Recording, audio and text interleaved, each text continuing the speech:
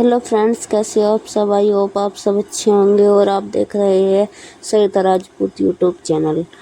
तो आज चलते हैं हम बड़ौद के जाट कॉलेज में, जिसमें आज स्पेशल होने वाला है। आज कॉलेज में आने वाली है बागपत की डीएम अस्मिता लाल मैम। तो आज बताएंगे कि क्या स्पेशल होने वाला है और क्या नहीं। तो आप भी बताना कमेंट करके कि क्या आपको अच्छा लगा और क्या नहीं। तो अभी चलते हैं वीडियो में, लास्ट तक का बने रहना, वीडियो को पूरा देखना, क्योंकि वीडियो में आज कुछ इतना स्पेशल होने वाला है कि बहुत ज़्यादा। और चैनल को सब्सक्राइब करना। तो आओ फ्रेंड्स चलते हैं। तो दोस्तों आज है ना, आप मुझे बस ये बताना कि अगर कोई भी डीएम या एसडीएम, पीएम या सीएम, कोई भी नेता किसी भी कॉलेज में या किसी भी संस्थान में, कॉलेज में, स्कूल में, कहीं भी जाता है तो बच्चों को आगे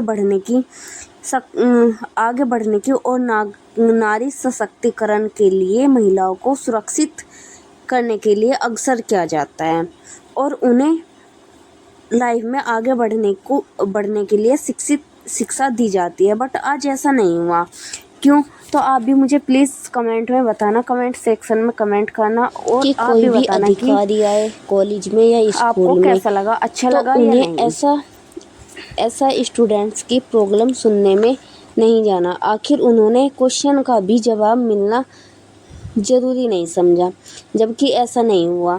डीएम मैम ने ना तो अपने ही बारे में कुछ बताया और ना ही कॉलेज में आकर किसी भी तरह का कोई भी लेक्चर, कोई भी भाषण, किसी भी प्रकार का कुछ नहीं, और ना ही किसी बच्चे से बातचीत की, किसी भी स्टूडेंट से। ऐसा कोई भी नहीं हुआ कि भाई वे आपस में, मतलब स्टूडेंट्स से या किसी भी टीचर से बात करें, ऐसा नहीं हुआ। मुझे तो ये बिल्कुल भी अच्छा नहीं लगा कि भाई डीएम मैम आई और उन्होंने बच्चों से इतनी भी बात नहीं की कि उन्हें क्या प्रॉब्लम है, क्या नहीं, क्या होता है। आखिर किसी भी कॉलेज में कोई भी डीएम आ रहा है, कोई भी सीएम आ रहा है या एसडीएम आ रहा है, तो वे कॉलेज में किस लिए आते हैं? बच्चों की परेशानी, बच्चों की प्रॉब्लम सुनने के लिए ही तो आते हैं। बट आज ऐसा नहीं हुआ, क्योंकि मुझे तो ये देख के बिल्कुल भी अच्छा नहीं लगा। आपको लगा हो तो आप कमेंट करके बता देना मुझे, ठीक है। अगर बच्चों की बात डीएम, एसडीएम, टीचर ही नहीं सुनेंगे तो कौन सुनेगा? उनकी समस्या का समाधान कैसा होगा, मुझे ये बताओ। ये सवाल पूछती है हम लड़कियां। क्यों? क्योंकि भाई कैसे समाधान होगा अगर, मतलब एसडीएम ही नहीं सुनेगा कॉलेज में आके, किसी भी संस्थान में, किसी भी स्कूल में जाकर अगर वे बच्चों की प्रॉब्लम ही नहीं सुनेगा तो क्या होगा? कुछ भी नहीं ना। तो इतनी सी, मतलब कि लड़की इतनी दूर दूर से पढ़ने के लिए आती है कॉलेजों में, स्कूल में, उन्हें सुरक्षा के लिए कोई भी अच्छी सुविधा दी जाए, और ना ही ऐसा कुछ हुआ, ना ही।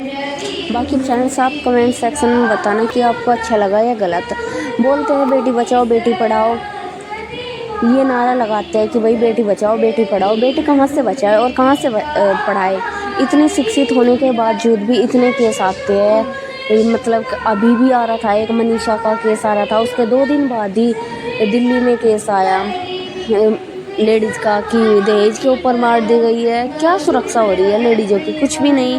और बोलते हैं कि बेटी बचाओ बेटी पढ़ाओ, उन्हें शिक्षा ही नहीं दी जाएगी, अच्छी नॉलेज ही नहीं दी जाएगी, उनकी अधिकार ही नहीं सुनेंगे, डीएम ही नहीं सुनेगा तो कौन सुनेगा? कैसा होगा? कैसे बचाएंगे? बेटी बचाओ या बेटी पढ़ाओ कैसे लगा सकते हैं ऐसे नारे, जब हमारे देश में, हमारे भारत देश में लड़की सुरक्षित ही नहीं है, ना ही अच्छे विचार दिए जाते हैं। कोई भी विधायक या अधिकारी आ जाए अपनी फॉर्मेलिटी करके चले जाते हैं, और ना ही बच्चों को कोई अच्छी सुनाएंगे और ना ही उनकी सुनेंगे। ना तो वे पूछता है ये भारत कि ऐसा क्यों होता है कि भाई कोई भी अधिकारी आ रहा है तो वे अपनी फॉर्मेलिटी करके चले जाते हैं, और ये स्टूडेंट्स भी पूछते हैं। ये इतने केस आते हैं डेली, कभी कहीं के रेप हो रहे हैं तो कभी कहीं के। अगर बेटी इतनी पढ़ी लिखी है तो ये इतनी पढ़ी लिखी है और इतनी शिक्षित है तो ये केस और ये रेप क्यों हो रहे हैं? लड़कों से ज़्यादा तो लड़की पढ़ी हुई है और इतनी मेहनती भी है बहुत ज़्यादा, तो फिर भी इतने केस आ रहे हैं। हरियाणा का केस था, मनीषा वाला, दिल्ली का केस था। दिन प्रतिदिन इतने केस बढ़ते जा रहे हैं जिसकी कुछ हद नहीं। वही आखिर कब तक का चलेगा ऐसा? ना तो लड़की अपने घर में ही सुरक्षित है और ना ही माँ बाप शादी कर देते हैं उनकी कि अगले घर जाके वे सुरक्षित रहेगी, और उन्हें दहेज के चक्कर में वैसे मार दिया जाता है। तो लड़की है कहाँ सुरक्षित? ना तो अपने मायके में और ना ही अपने ससुराल में। लड़की कहीं भी सेफ नहीं है, क्योंकि घर वाले शादी कर देते हैं कि भाई अगले घर जाके वे सुरक्षित रहेगी, लेकिन ऐसा भी नहीं होता। दहेज के चक्कर में उन्हें वैसे मार दिया जाता है, कोई जला के, कोई नाड़ काट के, कोई वैसे। इतने केस आते हैं दिन प्रतिदिन, क्या करे। लड़कों से ज्यादा तो कामयाब लड़की होती है आज के टाइम में, तब भी इतने केस आते हैं।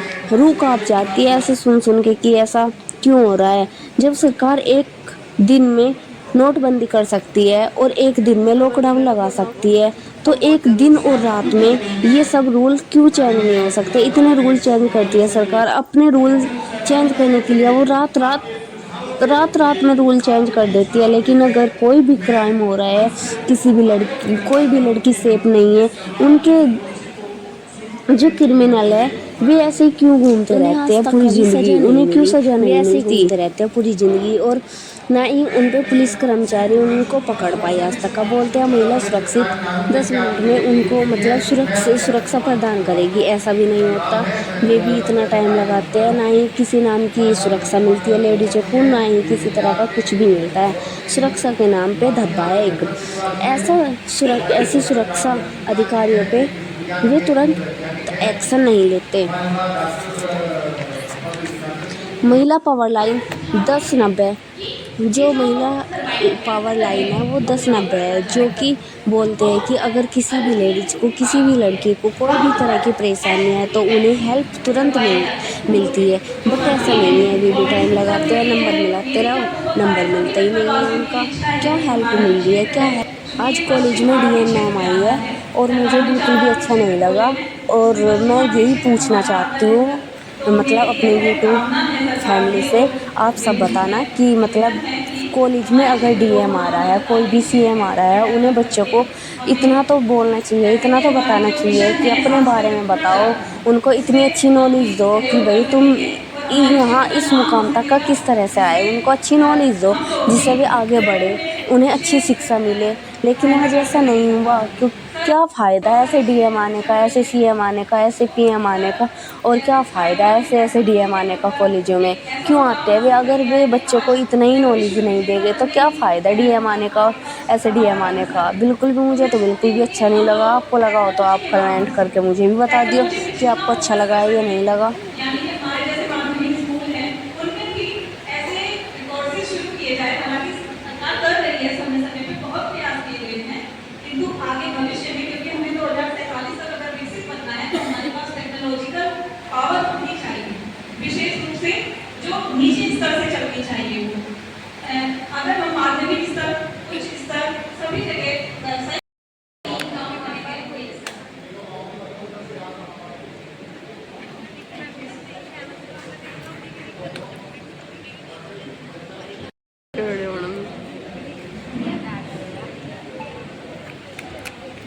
नमस्ते सर, मेरा नाम ईशा शर्मा है। मैं कलश सेकेंड ईयर की स्टूडेंट हूँ और जो मेरा सुझाव है वो ये है कि 47 तक अगर होना चाहिए तो उसके मुताबिक मेरे 3-4 क्वेश्चन हैं।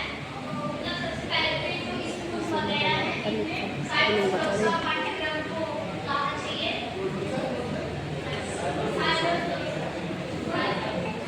अध्यापक से बता दिया।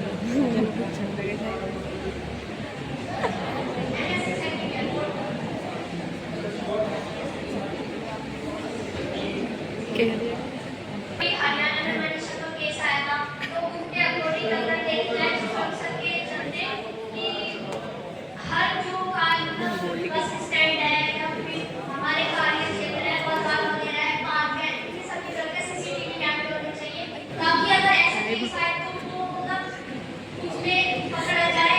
और सेकंडली कि उसके चलते हुए कि उसके लिए हमारे पास बैंक बैलेंस होने चाहिए, मोबाइल से ऐप के साथ और उसके अकॉर्डिंग जल्दी से जल्दी आपकी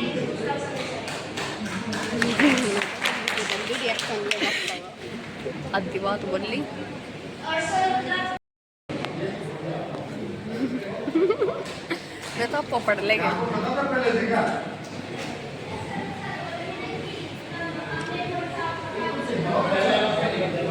I really appreciate मतलब टीचर को सलाम है और इस बच्ची को जिसने काफी सारा दिमाग लगाया है एंड इसके सारे पॉइंट्स अच्छे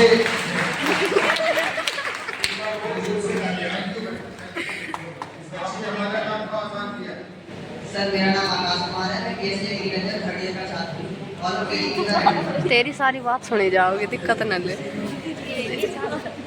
सर मेरा नाम आकाश कुमार।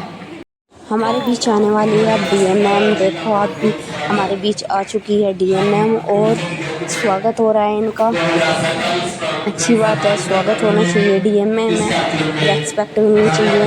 लेकिन ऐसा भी नहीं होना चाहिए कि भाई बच्चों को इतना भी शिक्षा नहीं दे, इतना भी नहीं बताए कि भाई क्या है क्या नहीं। किस मतलब बेटी बचाओ बेटी पढ़ाओ ये नारा लग रहा है, रेगुलर लग रहा है कि भाई बेटी बचाओ बेटी पढ़ाओ, लेकिन कोई डीएम आ रहा है और वो बच्चों को इतने भी मतलब अपने बारे में भी नहीं बता रहा। तो क्या फ़ायदा डीएम आने का?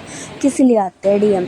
किसी भी कॉलेज में, किसी भी संस्था में, किसी भी स्कूल में किस लिए जाते हैं? इसीलिए तो जाते हैं कि भाई बच्चों को आगे बढ़ने की नॉलेज दे कि वे क्या मतलब जिस लेवल पे है वे ऊपर लेवल तक का किस तरह से जाए, ये तो बताना चाहिए ना। पता तो आज के टाइम में सबको ही है, पर क्या करें। मैं सम्मान के कड़ी में अपने सम्मान करना हम चाहते हैं। मैं माननीय सीडीओ साहब से निवेदन करता हूं कि वो माननीय जिलाधिकारी महोदया जी को बुला लेकर सम्मानित करें। उनके मार्गदर्शन में हम इस जिले की प्रगति के लिए प्रतिबद्ध हैं। उनका मार्गदर्शन हमें दिन प्रतिदिन मिलता रहता है। मैं जानकारी देना चाहता हूं कि हम संवाद कर रहे हैं, जनसहभागिता कर रहे हैं माननीय प्रभांशु कुमार श्रीवास्तव जी के नेतृत्व में जो अभी जारी है। सर मैं आपके विभाग के साथ काफी ज्यादा इस जनपद में दिल्ली प्रशिक्षण कार्यक्रम प्रोग्राम में भाग लिया हूँ और वहाँ से कुछ चीजें आई। पहली चीज आई बरनावा से। वर्णावत पहले नाम से जाना जाता था और वहाँ पे मैरीगोल्ड के बहुत सारे फार्मर्स हैं। मैरीगोल्ड वहाँ पे कमर्शियली उगाया जा रहा है। गन्ने जैसे क्षेत्र जहाँ पे गन्ना उगाया जाता है वहाँ पे आप बरनावा जाएंगे तो मैरीगोल्ड और वैरायटी आपको देखने को मिल जाएगा। और ये एक्सपोर्ट या जो मंडी मैरीगोल्ड की तरह से ल्यूटिन निकाली जाती है। ये कैरोटीनॉइड्स का सोर्स है और ये आप देखेंगे जितने भी मिल्क्स हैं या पॉल्ट्री प्रोडक्ट हैं, मिल्क और पोल्ट्री प्रोडक्ट में भी हम जानवरों को देते हैं जिससे कि उसमें विटामिन ए कंटेंट आप बनाना के ऊपर करते हैं, हम लेनी है किसी के ऊपर उसमें एनाइंस को आप केमिकल डालते हैं उसमें और उससे वो बायोडिग्रेडेबल होते हैं, वो चिप जो होते हैं, तो उसको डाल के उसकी एक्टिविटी ज़्यादा वो इंक्रीज कर देते हैं सर।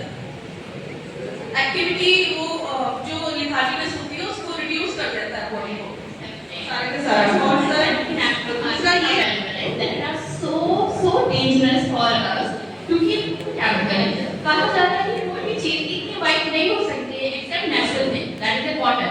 इसके अलावा अगर कुछ वाइट है तो वो केमिकल है, दैट इज टोटली केमिकल। और जो आप बता रहे हो सब में it will also a chemical और ये जो केमिकल है वो जो पार्ट है दैट इज टोटली एक्सपोज और वो अंदर जाकर बहुत बीमारी क्रिएट करेगी।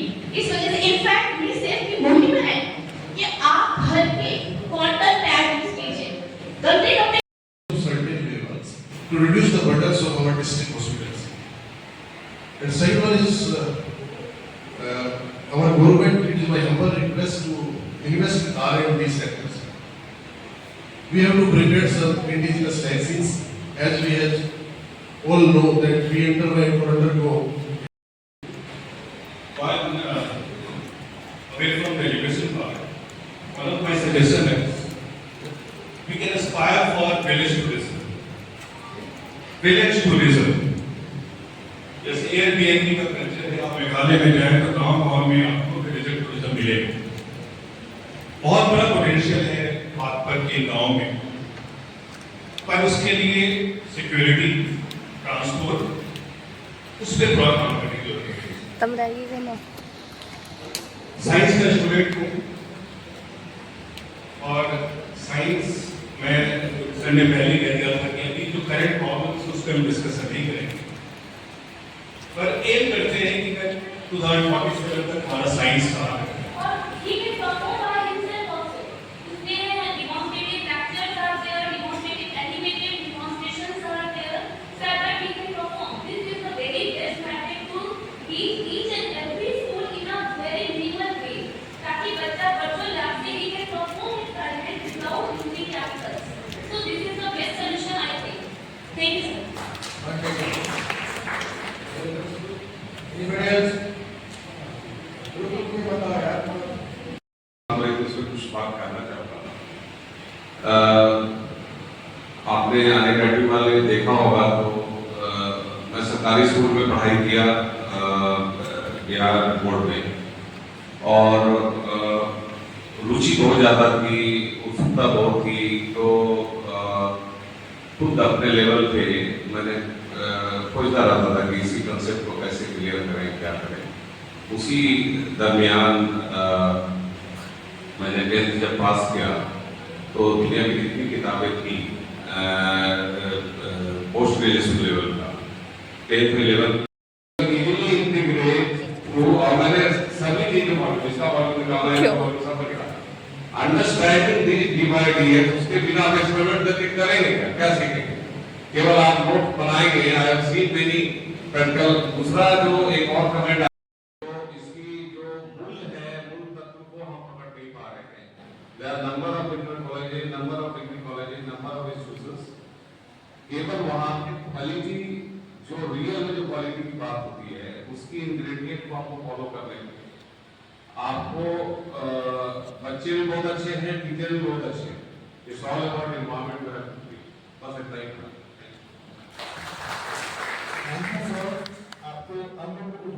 अब लेक्चर हुआ ख़त्म, जो भी भाषण वगैरह थे वे सब ख़त्म हुए और चलती है डीएम मैम अपने मतलब डिस्ट्रिक्ट में बागपत जाएगी मैम। तो अभी मैम जा रही है, आप भी देखना, बिना किसी भी लेक्चर के और किसी भी मतलब बच्चों को इतना भी मोटिवेशन नहीं किया। भैया आप भी देख लो, मुझे बिल्कुल भी अच्छा नहीं लगा, आपको भी लगा होगा तो आप भी बता दियो, क्योंकि डीएम मैम जा चुकी है, बच्चों से बिना बात किए वे चली गई। बच्चों से इतना भी कुछ नहीं पूछा कि बच्चों को क्या प्रॉब्लम है। जो भी प्रॉब्लम थी वो डीएम मैम के आने से पहले हुई, डीएम मैम के आने के बाद कुछ भी ऐसी कोई भी प्रॉब्लम नहीं सुनी गई कि उन्हें क्या बताना था क्या नहीं, बच्चों को क्या बताना, क्या नॉलेज देनी है बच्चों को, इतना भी नहीं बताया मैम ने। बहुत बिल्कुल भी अच्छा नहीं लगा भाई मुझे। तो आपको लगा हो तो प्लीज़ आप बता देना कमेंट में कि किस किस को अच्छा लगा और किसको बुरा लगा, प्लीज़ कमेंट में करना। और आज की वीडियो यहाँ तक गई। मेरी वीडियो को लाइक